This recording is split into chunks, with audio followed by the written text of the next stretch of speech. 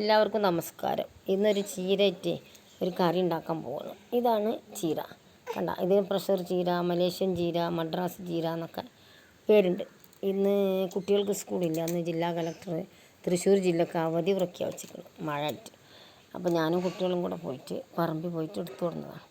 ഇത് പരിപ്പ് കുക്കറിലിട്ടിട്ടുണ്ട്. മുളക്, മഞ്ഞൾ, ഉപ്പിട്ടിട്ട് പരിപ്പ് നന്നായി വേവിക്കാം.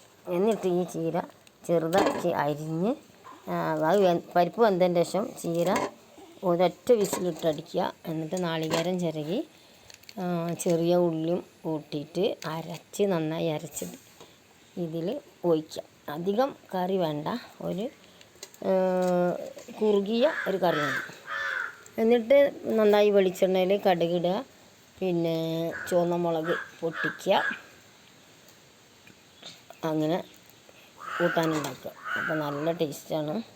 എല്ലാവരും ഇതൊന്ന് ഉണ്ടാക്കി നോക്കുക. ഈ ചീരക്ക് നിങ്ങളെ നാട്ടിലൊക്കെ എന്താണ് പറയുകയെന്നൊന്നുകൂടി കമൻറ്റ് ചെയ്യുക. അപ്പോൾ വീണ്ടും ഒരു വീഡിയോ ആയിട്ട് വീണ്ടും കാണാം. ഇൻഷാ അല്ലാഹ്. Good bye.